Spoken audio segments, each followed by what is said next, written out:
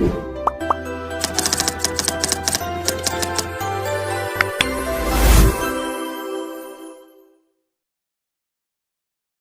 Everyone, welcome to learn easy maths classes. आज इस video में मैं आपको फ्रैक्शन एक्सरसाइज 2C के क्वेश्चंस कराऊंगा। फर्स्ट क्वेश्चन है, the cost price of microwave oven is 12,600 rupees. Word sums के क्वेश्चन है, तो यहाँ पर लैंग्वेज स्टेटमेंट लिखना कंपलसरी होता है। ठीक है, तो सबसे पहले तो हम स्टेटमेंट लिखेंगे। यहाँ पर फर्स्ट लाइन में क्या कहा है, the cost price of microwave oven is given 12,600। बिल्कुल यही लिखनी है सेम। कॉस्ट प्राइस को शॉर्ट में CP कहते हैं। Cost price of microwave oven is equal to 12,600 rupees. तो हमने यहाँ कॉस्ट प्राइस माइक्रोवेव ओवन की लिख दी है। ये उसकी कीमत है, 12,600 रुपये का है माइक्रोवेव ओवन।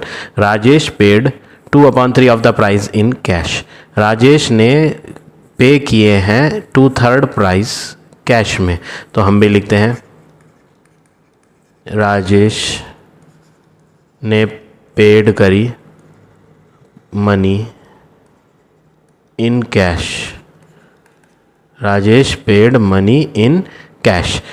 12,600 रुपये का माइक्रोवेव है और जो वो मनी कैश में देता है, कैश का मतलब नकद, वहाँ पर शॉप पे वो कितनी देता है, मनी नहीं बताई, एक फ्रैक्शन बता रखा है। 2/3 इज़ नॉट ए मनी, ये एक फ्रैक्शन है।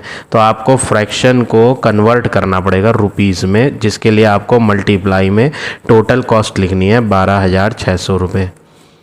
राजेश ने कैश में कितने रुपए दिए हैं, रुपीज़ तो बताया नहीं, फ्रैक्शन बताया था। 2/3 मनी, जो पूरी कॉस्ट की 2/3 मनी थी, वो उसने कैश में दी थी। तो 2/3 जो है फ्रैक्शन जो दिया है 2/3, उसको हमें रुपीज़ में कन्वर्ट करना पड़ेगा। फ्रैक्शन को रुपीज़ में बताने के लिए कि 12,600 की चीज़ है और नकद कितने रुपीज़ उसने दिए, वो रुपीज़ बताने के लिए फ्रैक्शन में हमें मल्टीप्लाई बाय टोटल वैल्यू लिखनी पड़ेगी और फिर इनको कट करना पड़ेगा। 3 4 जा 12, 3 2 जा 6, 00 और फिर फाइनली इनकी मल्टीप्लाई करेंगे तो आपको रुपीज़ में आंसर मिल जाएगा। लास्ट की 2 ज़ीरोज़ जो हैं वो तो लास्ट में आ जाएंगी। 42 2 जा करेंगे तो 84, यानी 8,500 रुपीज़ वो शॉपकीपर को हैंड टू हैंड वहीं दे देता है। 12,600 की चीज़ है, 12,600 की जो है वो माइक्रोवेव है, लेकिन वो जो है 12,600 रुपये कैश में नहीं देता, कुछ पैसा हैंड टू हैंड कैश में दे देता है। एंड द रेस्ट मनी, और जो बच जाती है उसकी वो 12 इक्वल मंथली EMI बनवाता है, इंस्टॉलमेंट करता है। ठीक है, तो हमें यहाँ दिख रहा है माइक्रोवेव जो है 12,600 का है, दुकानदार जो है शॉपकीपर वो 12,600 का सोल्ड कर रहा है और राजेश के पास जो है इतनी मनी नहीं थी। तो वो क्या करता है, वो कुछ पैसा तो दुकानदार को हैंड टू हैंड दे देता है, नकद। कितना पैसा, 2/3, एक फ्रैक्शन दिया था, ये रुपीज़ नहीं थे। 12,600 में से 10,000, 2,000, 3,000 कितनी मनी उसने कैश में दी वो उन्होंने बताई नहीं थी, फ्रैक्शन बता रखा था। तो फ्रैक्शन को रुपीज़ में कन्वर्ट करने के लिए मल्टीप्लाई में टोटल कॉस्ट लिखी और कट करके पता लगाया तो 8,400 रुपीज़ आया। 8,400 रुपीज़ उसने शॉपकीपर को दे दिए हैं, यानी सामान का जो टोटल पैसा था उसमें से कुछ पैसा चला गया है। रिमेनिंग निकालते हैं, रिमेनिंग मनी, बचा हुआ पैसा। चीज़ है 12,600 की और उसने शॉपकीपर को दिए हैं 8,400। तो पैसा जो बच गया, जो बैलेंस बचा है वो कितना बचा है, वो हमें यहाँ पर कैसे पता चलेगा, 12,600 और 8,400 को माइनस करके। तो जब आप इनको माइनस करोगे रफ में तो आपको पता चलेगा कि 4,200 रुपये तो अभी और बच रहे हैं, जो दुकानदार मांगेगा राजेश को देने पड़ेंगे, लेकिन उसके पास है नहीं। तो वो शॉपकीपर से EMI बनवाता है, इंस्टॉलमेंट्स। कितनी इंस्टॉलमेंट्स बनवाता है, 12 इंस्टॉलमेंट्स। तो हम यहाँ लिख देते हैं नंबर ऑफ इंस्टॉलमेंट्स जो हैं वो 12 हैं। 12 किश्त, 12 हिस्सों में बांट देता है दुकानदार इस बचे हुए पैसे को। क्यों ये बचा हुआ पैसा वो 12 हिस्सों में बांटता है, क्योंकि राजेश के पास थोड़े से पैसे जो थे वो उसने दे दिए हैंड टू हैंड, और जो बैलेंस बच गया सामान के पैसे तो पूरे देने पड़ेंगे, 4,200 रुपये अभी और देने थे, वो उसके पास थे नहीं। तो वो नंबर ऑफ़ इंस्टॉलमेंट्स जो हैं 12 बनवाता है। वो कहता है मैं आपको इकट्ठा तो दे नहीं सकता, थोड़ा थोड़ा करके मैं आपको 12 बार करके इसको थोड़ा थोड़ा करके दे दूंगा 4,200 रुपये को। तो फाइंड क्या करना है, फाइंड करना है मंथली इंस्टॉलमेंट। क्या फाइंड करनी है, मंथली इंस्टॉलमेंट। मंथली इंस्टॉलमेंट आपको बतानी है कि हर महीने कितना देना पड़ेगा। तो 4,200 रुपये जो है टोटल बैलेंस था, उसको हम 12 हिस्सों में बांटने के लिए 12 से क्या कर देंगे, डिवाइड। तो जब आप इनको डिवाइड करोगे 12 से तो आपको आंसर मिल जाएगा 350। 12 के टेबल से आप पूरा पूरा कट कर लेना, ठीक है ना। 12 3 जा 36, रिमाइंडर बचेगा 6 आगे का 0 ले लेगा तो 60, 12 5 जा 60 और 0 350 रुपीज़ आ जाएगा। हमने डिवाइड क्यों करा, मल्टीप्लाई क्यों नहीं करा, ये भी आप सोचेंगे कि सर ने डिवाइड क्यों किया है। उसका रीज़न भी मैं आपको बता देता हूँ कि क्यों डिवाइड करा है, मल्टीप्लाई क्यों नहीं करा है। देखो बैलेंस जो बच रहा था 4,200 रुपये, 4,200 रुपये दुकानदार को देने हैं, किसने, राजेश ने। लेकिन वो 4,200 को 12 पार्ट्स में डिवाइड कर लेता है। क्या करता है, 12 पार्ट्स में divided into 12 parts, divided into बांट दिया गया 12 हिस्सों में। तो जब किसी एक बड़ी चीज़ के 12 हिस्से किए जाएंगे तो डेफिनेटली वो बड़े हिस्से तो होंगे नहीं, है ना। आप मेरी बात समझ रहे होंगे मैं क्या कहना चाह रहा हूँ। एक बड़ी सी चीज़ को आप 12 हिस्सों में बांटोगे तो हर हिस्सा जो बनेगा वो एक्चुअली में बहुत छोटा होगा, कम वैल्यू का होगा। तो 4,200 रुपये को जो 12 हिस्से में बांटेंगे तो हर एक हिस्सा कोई बड़ी रकम नहीं आएगी, छोटी रकम आएगी, कम वैल्यू आएगी। कम के लिए क्या करते हैं, डिवाइड करते हैं। इसलिए हमने यहाँ पर 12 हिस्सों में बांटने के लिए जो मनी बटनी थी 4,200, उसको 12 से क्या कर दिया, डिवाइड कर दिया, और पता चल गया कि हर एक EMI इंस्टॉलमेंट कितनी जाएगी। तो इस तरह से आपको ये फर्स्ट पार्ट करना है। अब आ जाते हैं नेक्स्ट पर।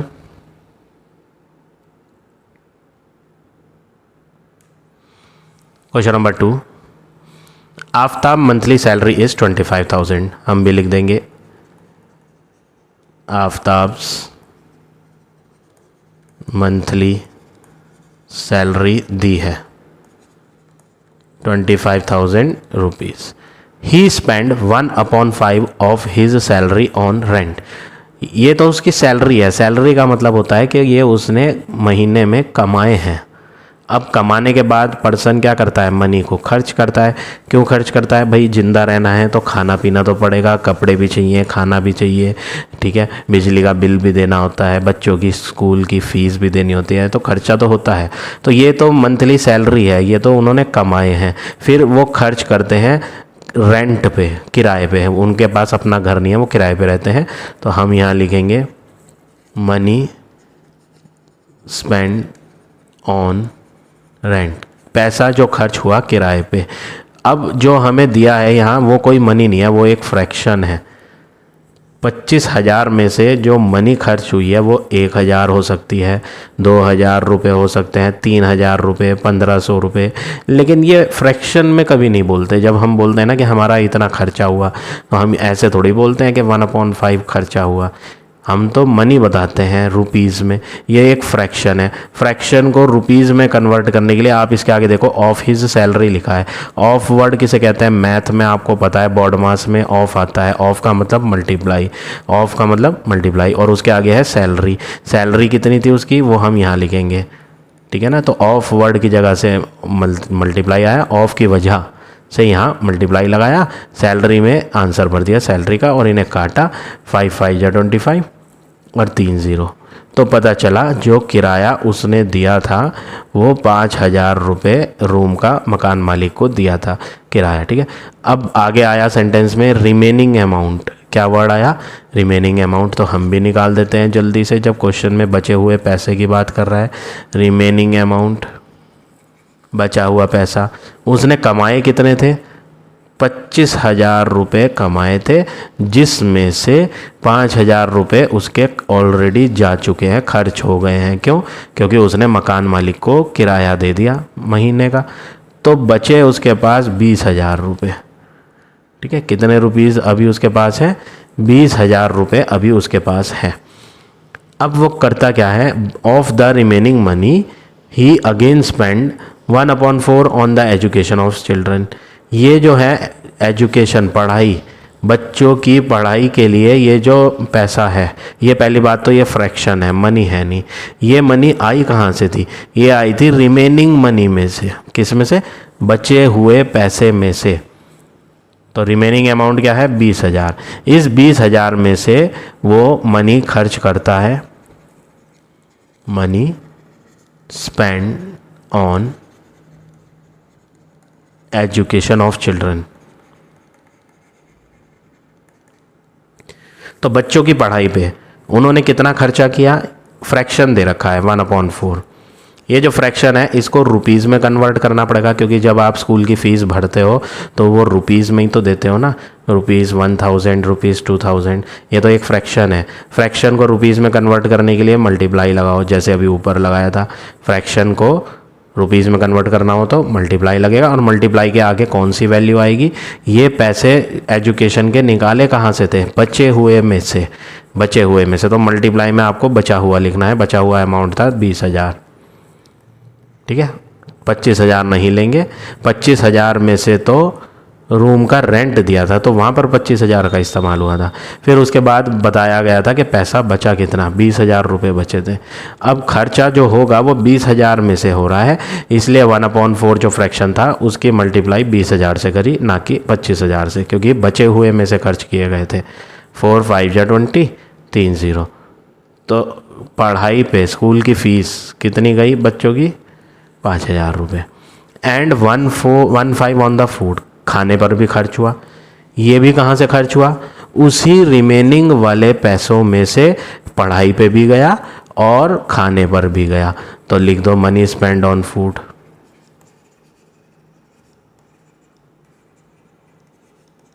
खाने पर 1/5 है, ये भी एक फ्रैक्शन है, रुपीज़ में नहीं है, तो इसमें मल्टीप्लाई लगाना पड़ेगा।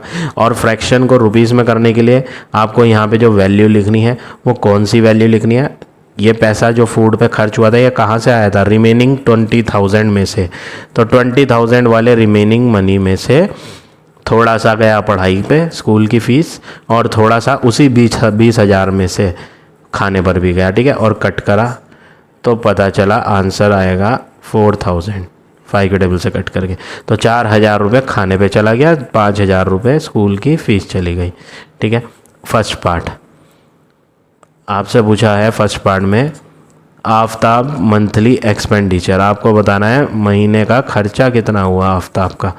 मंथली एक्सपेंडिचर, एक्सपेंडिचर किसे कहते हैं? खर्चे को। तो खर्चा जो है ना आफ्ताब का, वो 3 जगह खर्च हुआ। सबसे पहले तो किराए पे खर्च हुआ, किराया, हाउस रेंट 5,000 रुपये, है ना। ये जो है 5,000 रुपये उसने मकान मालिक को किराया दिया था। उसके बाद स्कूल की फ़ीस दी थी, बच्चों की पढ़ाई की फ़ीस 5,000 रुपये। फिर उसके बाद खाने पे खर्च करे थे, कितने? 4,000 रुपये। 3 जगह उसका खर्चा हुआ, तीनों खर्चों को ऐड कर लेते हैं। 5,000 एक, 5,000 दूसरी बार, 4,000 एक बार, तो टोटल मिला के 14,000 रुपये खर्च हो गए। ये खर्चा का पैसा कहाँ से आया था? जो उसने कमाए थे 25,000, उसमें से ये खर्च हुए सारे। अब सेकंड पार्ट क्या है? उसकी मंथली सेविंग बताओ।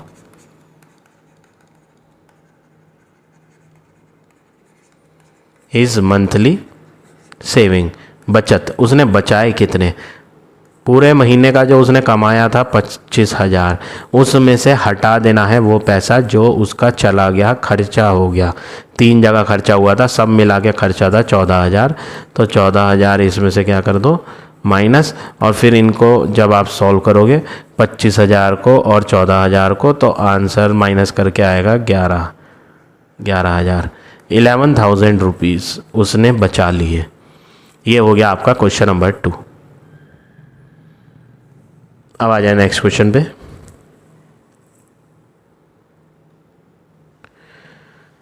Question number 3, a piece of wire 3/4 metre long. हमें यहाँ पर लेंथ लंबाई वायर की दे रखी है, लेंथ ऑफ वायर है 3/4 मीटर। फ्रैक्शन में नहीं है, इसमें मीटर भी लगा हुआ है। आप यहाँ देखो इसमें यूनिट लगी हुई है। 3/4 ऑलरेडी एक फ्रैक्शन है, बट आप इसमें देखोगे ना तो आपको इसमें m लिखा हुआ नज़र आ रहा है। m का मतलब ये मीटर में दी हुई है। हमें इसमें जैसे प्रीवियस क्वेश्चन में मल्टीप्लाई करते थे वो काम नहीं करना, ठीक है। ये ऑलरेडी कन्वर्टेड है मीटर में। It is cut into 3 piece. वो कह रहा है ये जो है वायर की लंबाई है, इसको कट किया गया 3 टुकड़ों में। फर्स्ट पीस वाज इतना मीटर लॉन्ग, लंबाई किसकी, पहले पीस की। 3 पीस करे थे, पहले पीस की लंबाई है 3/20 मीटर, ये भी मीटर में है तो हमें इसमें मल्टीप्लाई लगा के मीटर में करने की ज़रूरत नहीं, ऑलरेडी मीटर में दिया हुआ है। While the second piece was 5/3 of the first. यहाँ पर देखो मीटर नहीं दिया, वो कह रहा है लेंथ लंबाई किसकी, सेकेंड पीस की। The length of second piece was 5/3 के आगे मीटर नहीं है, 5/3 के आगे लिखा है ऑफ द फर्स्ट पीस, पहले पीस का इतना हिस्सा, पहले पीस का इतना लेना है आपको। तो यहाँ पर आपको मीटर में नहीं दिया, जैसे कि पीछे दे रखा था फ्रैक्शन मीटर में कर रखे थे, तो वो एग्जैक्ट वैल्यू थी। ये कोई एग्जैक्ट वैल्यू नहीं है, ये इतना हिस्सा बता रखा है। तो हमें क्या करना है, 5/3 को ऐसे ही लिखना है। ऑफ वर्ड का मतलब क्या होता है, मल्टीप्लाई। फर्स्ट पीस में आप लेंथ भर दोगे फर्स्ट वाले की 3/20, फिर कट करोगे 3 1 जा 3, नीचे काटा 3 1 जा 3 ऊपर, 5 और 20 कटेंगे, 5 1 जा 5, 5 4 जा, मल्टीप्लाई करके 1/4 आ जाएगा। और ये जो सॉल्व करके आई ये एग्जैक्ट वैल्यू आई, इसमें हम डाल देंगे मीटर। तो हमारे पास length of wire total length जो थी वो पता है, पहला टुकड़ा कितने मीटर का था वो पता है, दूसरा टुकड़ा कितने मीटर का था वो पता नहीं था, लेकिन हमने अब पता कर लिया। How long was the third piece. आपसे पूछा गया है आप बताओ कि तीसरा पीस कितनी लेंथ का था, वो पूछ रहा है तीसरा पीस कितनी लेंथ का था। तो आपको यहाँ करना क्या है, आपको यहाँ करना ये है, आप यहाँ लिखोगे जो टोटल लेंथ थी, टोटल लेंथ ऑफ वायर वो किसके बराबर है, length of first plus length of second plus length of third. ये मैंने क्या करा, मैंने यहाँ पर इस लाइन में ये बताया है कि जो पूरी वायर थी वो 3 टुकड़ों में बांटी गई थी, तो तीनों टुकड़ों की लेंथ को प्लस अगर करेंगे तो वो पूरी वायर ही बना देगा। जैसे देखो एक पूरी वायर है, हमने इसको यहाँ से यहाँ तक पहला टुकड़ा काट दिया, फिर यहाँ से यहाँ तक दूसरा टुकड़ा काट दिया, और यहाँ से यहाँ तक ये तीसरा टुकड़ा हो गया। तो अगर मैं इन 3 टुकड़ों को आपस में जोड़ दूंगा, दोबारा से गांठ लगा के तीनों टुकड़ों को आपस में क्या कर दूं, ज्वाइन, तो पूरी ही तो बन जाएगी ना। तो जो लेंथ जुड़ने के बाद बनेगी, तीनों टुकड़ों को जोड़ने के बाद वो पूरी के बराबर होगी। तो मैंने वही लिखा है कि आप पहली पीस की लेंथ, दूसरे पीस की लेंथ, तीसरे पीस की लेंथ को आपस में जोड़ लो, गिठा लगा लो, तो वो जो लेंथ रोप की निकल कर आएगी तीनों को मिलाकर वो पूरी के बराबर होगी, क्योंकि क्वेश्चन में कहा था हमने पूरी रस्सी को 3 टुकड़ों में बांटा है। ठीक है, अब हमें इनके नीचे वैल्यू भरनी है। लेंथ ऑफ वायर क्या थी, टोटल लेंथ 3/4 मीटर, ये मीटर में है। फर्स्ट पीस की लेंथ वो भी मीटर में थी, 3/20 मीटर। सेकंड पीस की लेंथ मीटर में दी नहीं थी, लेकिन हमने मीटर में बना ली थी, 1/4 मीटर। थर्ड पीस की लेंथ अभी तक नहीं है, हम इसको ऐसे ही लिखेंगे, लेंथ ऑफ थर्ड। अब आपको नेक्स्ट वर्क क्या करना है, ये दोनों नंबर्स राइट हैंड से लेफ्ट हैंड पे ले आओ, ताकि राइट हैंड पे लेंथ ऑफ थर्ड पीस अकेला रह जाए। ठीक है, तो 3/4, ये प्लस का है 3/20, तो माइनस का 3/20 हो जाएगा इधर आके, प्लस का 1/4 इधर आके माइनस का 1/4 हो जाएगा, और इक्वल में क्या रह जाएगा, लेंथ ऑफ थर्ड पीस अकेला रह जाएगा, जो हमको फाइंड करना है। अब नेक्स्ट वर्क क्या करेंगे हम, एलसीएम लेंगे 4 का 20 का, और ये 4 दोबारा आ गया तो 2 बार नहीं लेते, एलसीएम में एक ही बार लेना है। 4 और 20 का जब आप एलसीएम लोगे ना रफ में ऐसे करके 4 और 20 का, तो एलसीएम आएगा 20। ठीक है, नीचे वाले का एलसीएम लिया था तो टेबल भी नीचे वालों का पढ़ेंगे। 4 के टेबल में 20 को देखेंगे, 4 के टेबल में 20 जाएगा 5 जा, और उस 5 को ऊपर वाले 3 से मल्टीप्लाई करेंगे तो 15 हो जाएगा, माइनस नीचे वाले का टेबल पढ़ते हैं। 20 का टेबल पढ़ेंगे, 20 में एलसीएम वाला 20, 20 1 जा 20, 1 की 3 से करेंगे तो 3 आएगा। अब 4 का टेबल पढ़ेंगे 20 में, 4 के टेबल में 20 5 जाएगा, उस 5 के ऊपर वाले 1 से करेंगे तो 5 आएगा। और इक्वल में क्या है, इक्वल में है लेंथ ऑफ थर्ड पीस।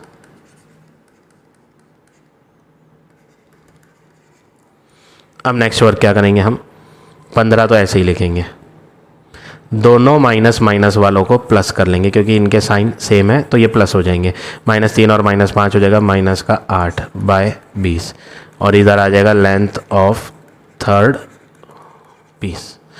15 में से 8 को हम माइनस करेंगे तो 15 में से 8 जाएगा तो बचेगा 7/20।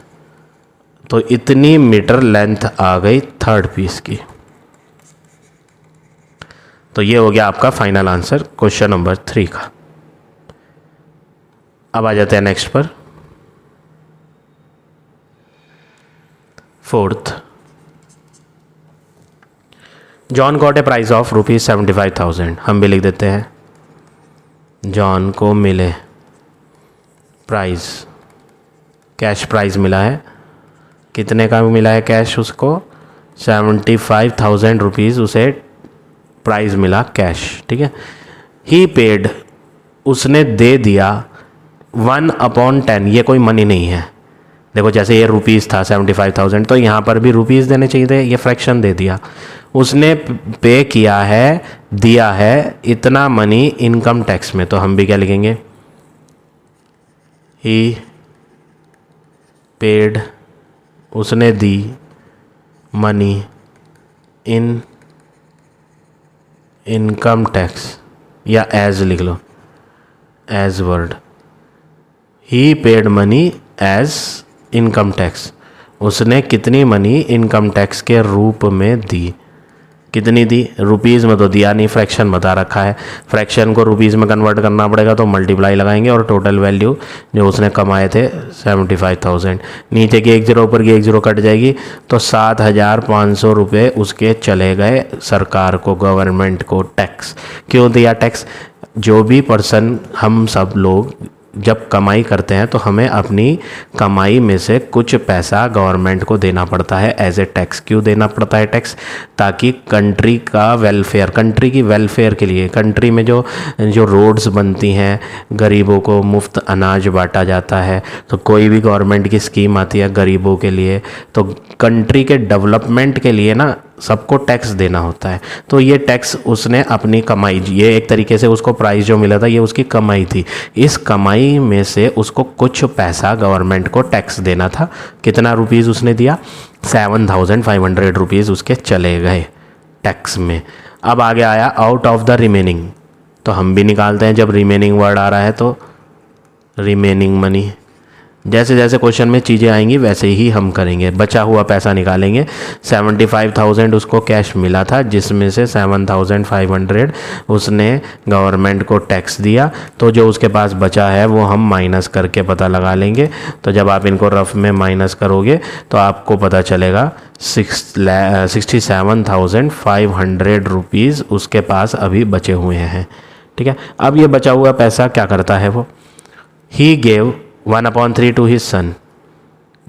बचे हुए पैसे में से, ये जो बचे हुए पैसे हैं इसमें से वो अपने सन, बेटे को देता है।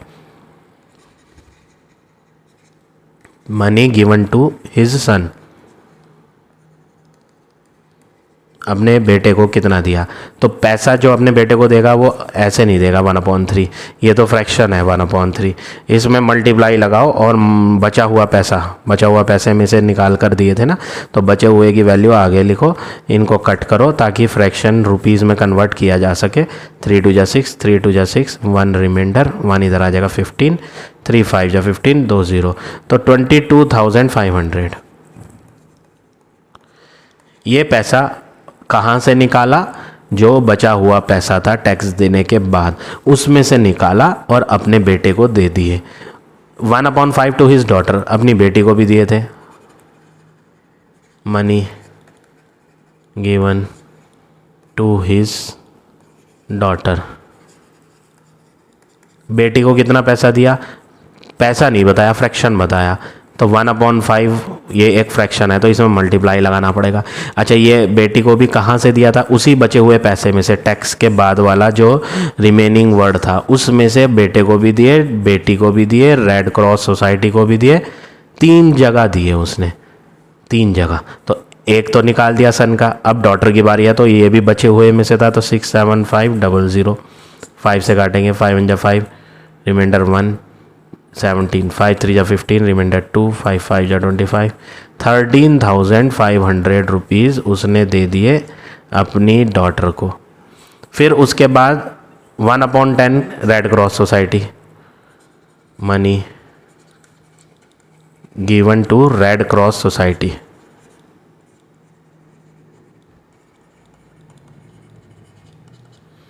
वो कुछ दान भी करता है, डोनेशन भी करता है रेड क्रॉस सोसाइटी में, ताकि जो गरीब लोग होते हैं जिनको इलाज नहीं मिल पाता, हॉस्पिटल्स में ट्रीटमेंट नहीं हो पाता, उनको दान किया उसने, रेड क्रॉस सोसाइटी में दिया, डोनेट किया। कितना पैसा तो बताया नहीं, फ्रैक्शन बताया 1/10, तो हम भी 1/10 की मल्टीप्लाई करेंगे। और ये कहाँ से आ रहा था रेड क्रॉस सोसाइटी में देने के लिए पैसा, बचे हुए वाले में से, 67500 में से, तो 67500, नीचे की 0 ऊपर की 0 कट जाएगी तो बचता है ₹6750।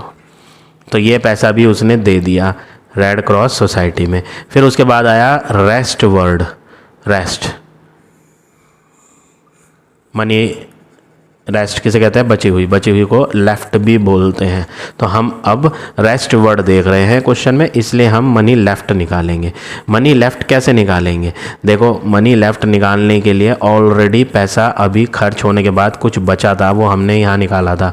कितना निकाला था, 67500।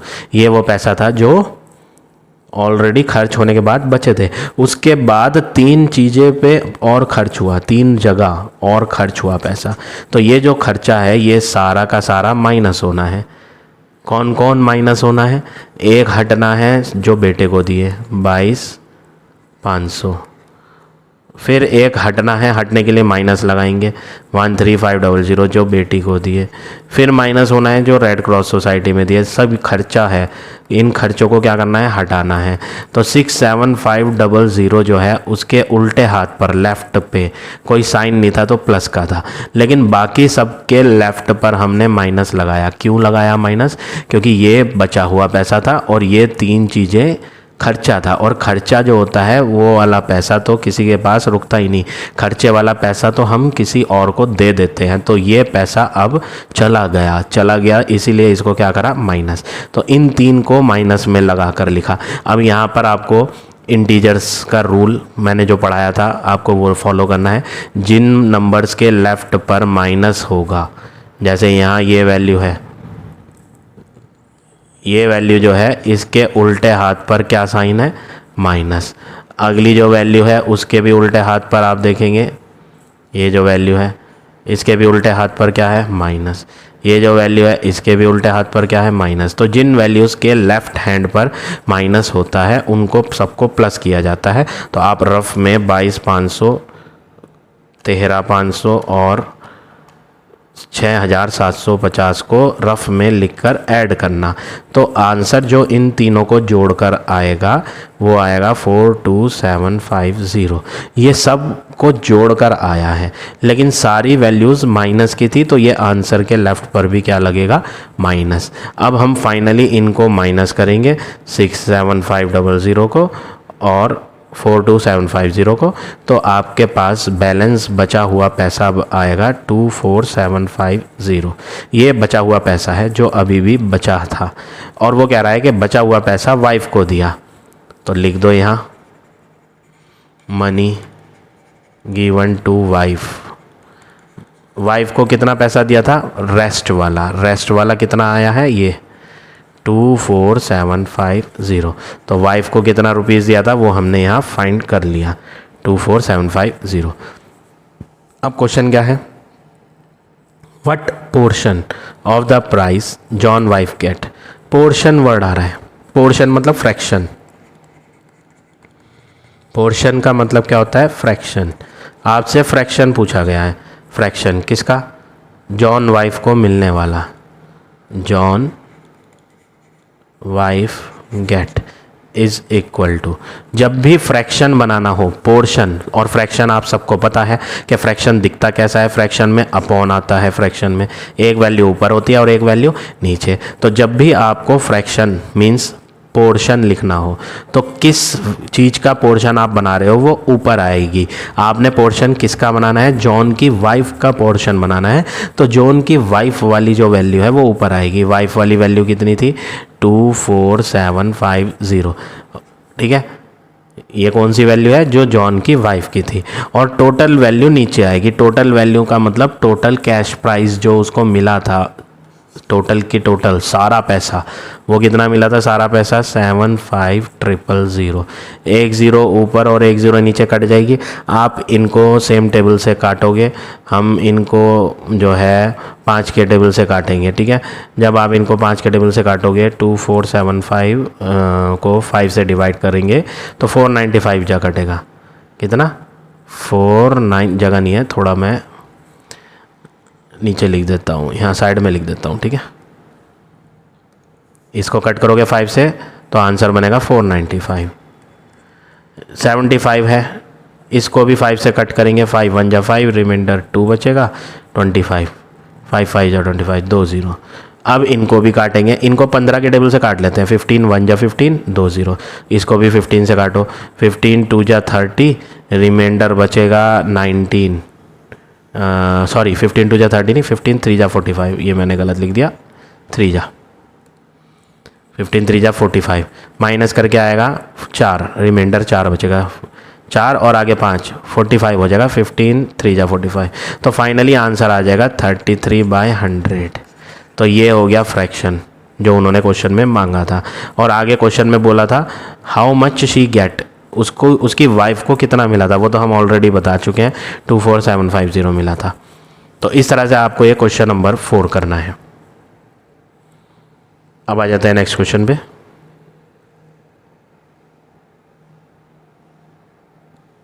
Question number 5, shopkeeper has a stock of 140 kg of wheat. Stock है, स्टॉक का मतलब टोटल सारा, स्टॉक का मतलब जितना भी उसके पास है टोटल वो ये है, ठीक है। तो हम यहाँ लिख देते हैं टोटल व्हीट जो उसके पास थी 140 kilogram. In the first 4 week he sell this much this much this much and this much. वो कह रहा है शुरू के 4 हफ्तों में उसने बेची, हम भी लिख देते हैं इन फर्स्ट वीक, पहले हफ्ते, ही सोल्ड कितनी, 20 होल 1/2 kg। इसको सही करोगे तो 41/2 kg बनेगा। फिर दूसरे हफ्ते बेची,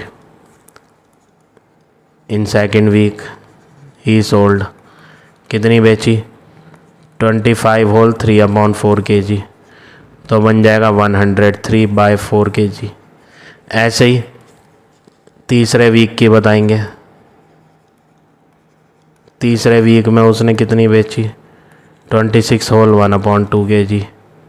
और इसको सही करेंगे, 26 की 2 से मल्टीप्लाई करेंगे तो 26 2 जा हो जाएगा 52, प्लस 1 करेंगे 53/2 kg।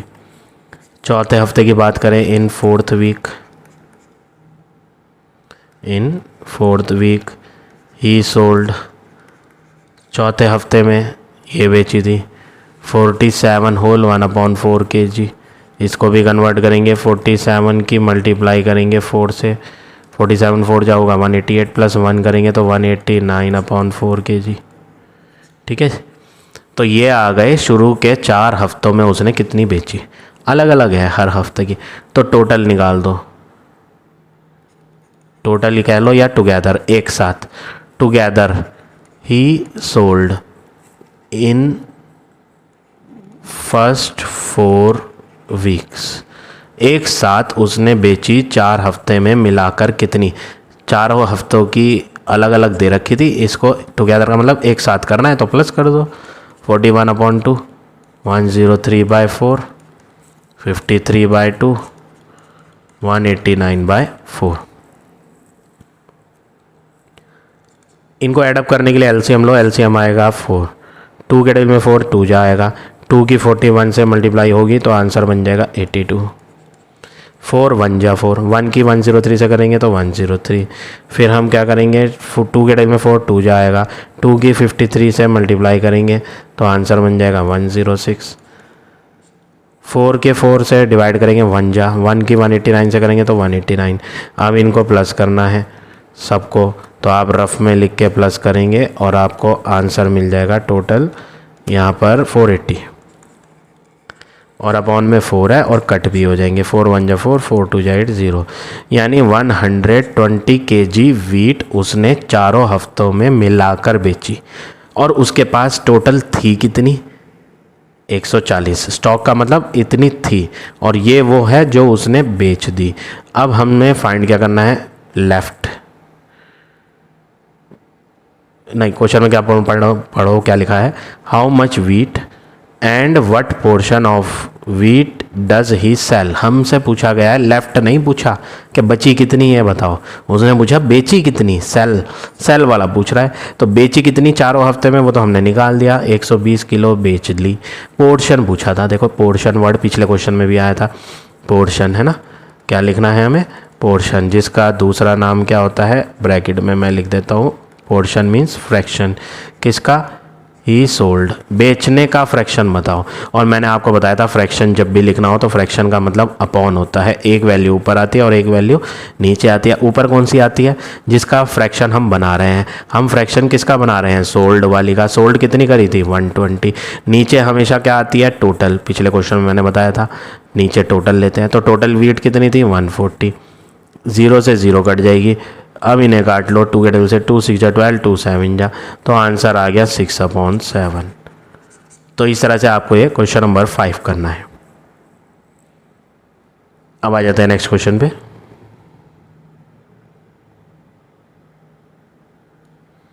Question number 6, Rajesh had a packet of 20 sketch pens. Rajesh के पास एक पैकेट है कितने पेन्स का, 20 स्केच पेन्स का। तो हम भी लिख देते हैं, राजेश हैज़ कितने, हैड ही लिखो आप, उसके पास थे। राजेश के पास थे, राजेश हैड 20 पेन्स, 20 पेन थे। He gave 12 to Krishna. क्या लिखेंगे आप, पेन्स दे दिए, गिवन टू कृष्णा, उसने दे दिए पेन कृष्णा को, कितने, 12। 6 टू मीना, मीना को भी उसने पेन दिए हैं, तो क्या लिखो, पेन्स गिवन टू मीना 6। ठीक है, 20 उसके पास थे, 12 कृष्णा को दिए और 6 मीना को दिए, तो टोटल पेन गिवन,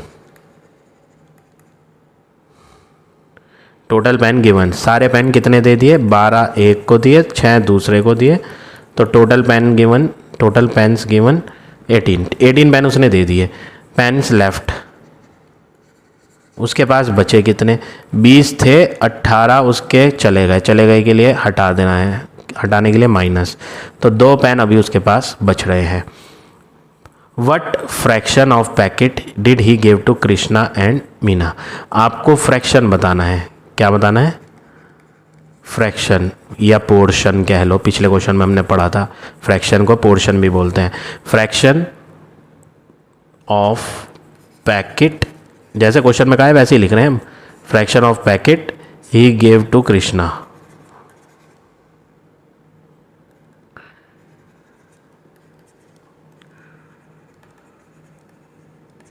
कृष्णा को कितना फ्रैक्शन दिया, फ्रैक्शन है और फ्रैक्शन के लिए हम जानते हैं अपॉन लिखते हैं। एक वैल्यू न्यूमरेटर में आती है और एक वैल्यू डिनोमिनेटर में आती है। न्यूमरेटर में कौन सी वैल्यू आती है, प्रीवियस क्वेश्चन में मैंने आपको बोला था बताया था, एक्सप्लेन किया था।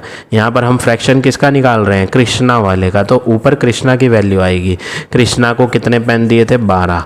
कितने पेन थे टोटल, वो नीचे आएगा। टोटल वैल्यू नीचे आती है, टोटल पेन थे 20। इनको 4 के टेबल से काटेंगे, 4 3 जा 4 5 जा, तो आंसर आ गया 3/5। ये तो फ्रैक्शन ऑफ पैकेट कृष्णा का आया। अब मीना का निकालेंगे। किसका फाइंड करेंगे, fraction of packet he gave to Meena.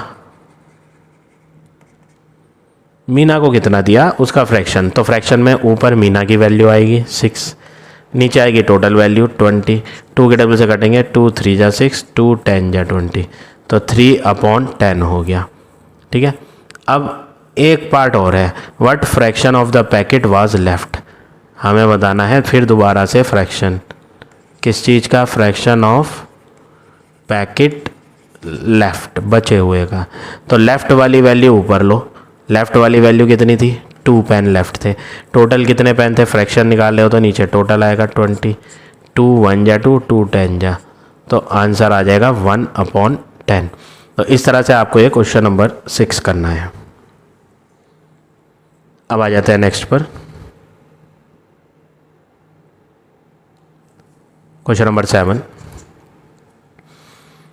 Ajit and Kunal paid 5/7 and 2/7 of the total cost of a book.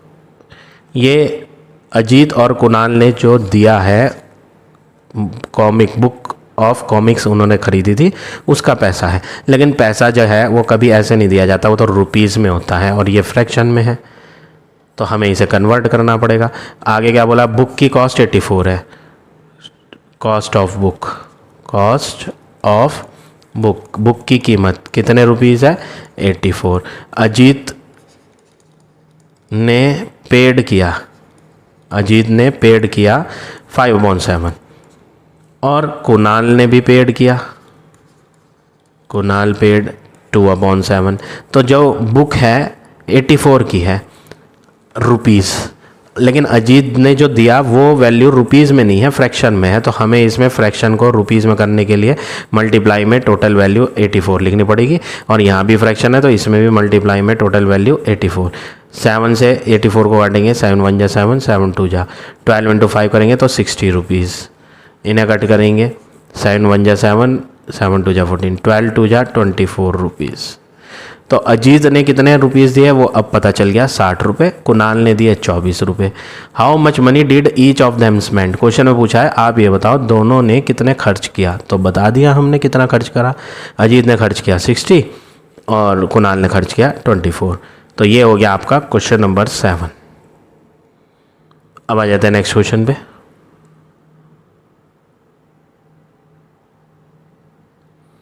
Question 8, Rakesh bought इतने केजी ऑफ ग्रेप्स। तो हम यहाँ लिखते हैं quantity of grapes, quantity of grapes 1 whole 1/4 kg, जिसको अगर सही करेंगे तो 5/4 kg आएगा। क्वांटिटी ऑफ मैंगोज़, मैंगोज़ भी लिए थे 2 होल 1/2 kg, इसको सही करेंगे तो 5/2 kg। फिर एप्पल भी खरीदे थे, quantity of apples 1 whole 1/2 kg, इसको सही करेंगे तो 3/2 kg। ऑरेंज भी खरीदे थे कुछ, क्वांटिटी ऑफ ऑरेंज 2 kg, ये ऑलरेडी सही है। How much fruit in total did he buy. आपको बताना है टोटल फ्रूट कितने खरीदे। बहुत ही इजी क्वेश्चन है। टोटल फ्रूट्स ही बाय, तो फ्रूट्स तो सभी हैं तो सबका टोटल कर दो, प्लस 5/4, 5/2, 3/2 और लास्ट में 2 kg। एलसीएम लेंगे, इसके अपॉन में कुछ नहीं है तो इसके अपॉन में 1 लगाएंगे। एलसीएम आएगा इन सब का 4। 4 1 जा 4 होता है, 1 की 5 से कर लेंगे मल्टीप्लाई। 2 2 जा 4 होता है, 2 की 5 से मल्टीप्लाई कर लेंगे। 2 2 जा 4 होता है, 2 की मल्टीप्लाई 3 से कर लेंगे। 1 4 जा 4 होता है, 4 की मल्टीप्लाई 2 से कर लेंगे और इन सबको आपस में क्या करेंगे प्लस कर लेते हैं। 10 5 15 और 6 21 और 8 29 29/4 kg। इसको आप मिक्स्ड में भी कर लो। 4 7 जा 28, रिमाइंडर 1 और नीचे 4, 7 होल 1/4 kg आ गया। तो ये हो गया आपका क्वेश्चन नंबर 8। अब आ जाते हैं नेक्स्ट क्वेश्चन पे।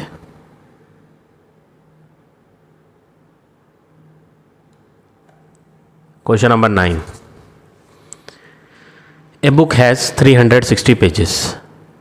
टोटल पेजेस दिए हैं यहाँ बुक के, total pages in a book में टोटल पेज कितने हैं 360। अजय रीड इतना of the book in a week. हम लिखते हैं अजय ने पढ़ ली, अजय रीड्स। यहाँ पर फ्रैक्शन दिया है। अगर आप बताओगे कि टोटल पेजेस बुक में 360 है और आपने कितने पेज पढ़ लिया आपसे पूछा जाए, तो आप बताओगे जी 10 पेज पढ़ लिए, 20 पेज पढ़ लिए, 50, है ना। अपॉन में नहीं बताओगे। ये एक फ्रैक्शन है। फ्रैक्शन को एग्जैक्ट नंबर में कन्वर्ट करने के लिए मल्टीप्लाई में टोटल पेज लिखो 360, 18 के टेबल से काटो, 18 2 जा 36 और 0 और फाइनली इन्हें मल्टीप्लाई करो, 11 2 जा 22 और लास्ट की 0 आ जाएगी। तो 220 पेज उसने पढ़ लिए थे अजय ने। ठीक है, कितने पेज पढ़ लिया अजय ने 220। आगे क्या बोला है क्वेश्चन में, सीमा रीड इतने ऑफ द बुक। सीमा ने पढ़े, सीमा रीड्स, ये भी फ्रैक्शन है 7/10। तो इसमें भी टोटल पेज बुक के भरो और सॉल्व करो इन्हें। 36 को रफ में आप मल्टीप्लाई करना, 36 × 7, तो आपको आंसर मिल जाएगा 36 7 जा 252। तो अजय पढ़ता है 220 पेज, सीमा पढ़ती है 252 पेज, 252 पेज। वो पूछ रहा है हु रीड फास्टर। बता दो जी, देख के पता चल रहा है किसने फास्ट पढ़ा। ये कम पेज है, ये ज़्यादा। सीमा रीड फास्टर, सीमा रीड्स फास्टर। ठीक है, आगे पूछा हु रीड फास्टर के बाद हाउ मैनी पेजेस। वो पूछ रहा है कितने पेज फास्ट पढ़े। तो बता दो जी कितने पेज फालतू पढ़े हैं सीमा ने। 252 पढ़ रही थी वो और दूसरा पढ़ रहा था 220। तो कितने पेजेस का फ़र्क है वो माइनस करके पता चल जाएगा। तो सीमा ने 32 पेज फालतू पढ़े थे। एक पार्ट यहाँ बीच में भी था, फ्रैक्शन भी बताओ। क्या बताओ, फ्रैक्शन। किसका फ्रैक्शन, जो उसने पढ़े fast. Fraction she read faster. हमें फ्रैक्शन बताना है कि उसने कितने तेज पढ़े थे पेज। तो बताओ भाई कितने पेज तेज पढ़े थे। फ्रैक्शन पूछ रहा है, फ्रैक्शन तो अपॉन में होता है। तो ऊपर लेंगे कितने फास्ट पढ़े, जिसका फ्रैक्शन है। फ्रैक्शन किसका है, फास्टर वाले का। तो कितने फास्ट है 32 पेज। और नीचे क्या आएगा, टोटल। फ्रैक्शन जब भी बनाना होता है तो नीचे टोटल आता है। टोटल पेज बुक में कितने थे 360। आप इनको कट करोगे सेम टेबल से। तो जब आप इनको सेम टेबल से कट करोगे तो ये जो है 2 के टेबल से काटते हैं। 2 1 जा 2, 2 6 जा 2 1 जा 2, 2 8 जा। फिर दोबारा काटेंगे इन्हें 4 के टेबल से, 4 4 जा 16, 4 4 जा 16, 4 5 जा 4/45 आ जाएगा। तो ये हो गया आपका फाइनल आंसर क्वेश्चन नंबर 9 का। अब आ जाते हैं लास्ट क्वेश्चन पे। Question number 10। Lalit weight 66 kg।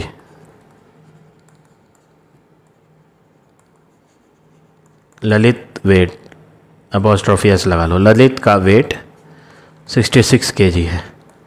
Gauri का wait, गौरीज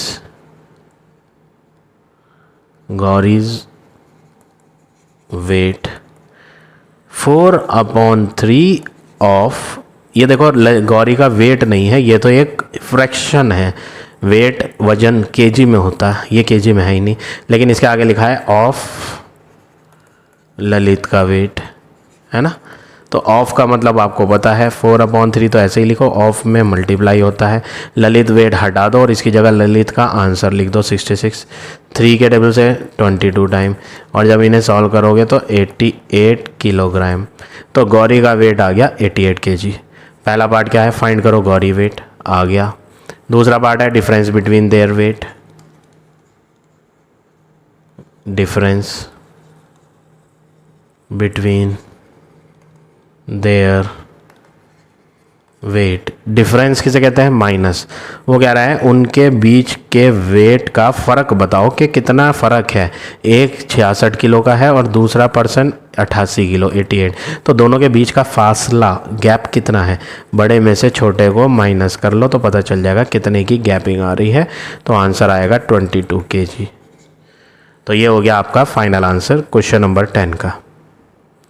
so now this exercise is over. I hope आपको पढ़ाया हुआ टॉपिक समझ आया होगा। अगर वीडियो पसंद आई है तो प्लीज़ लाइक, कमेंट और शेयर ज़रूर करें।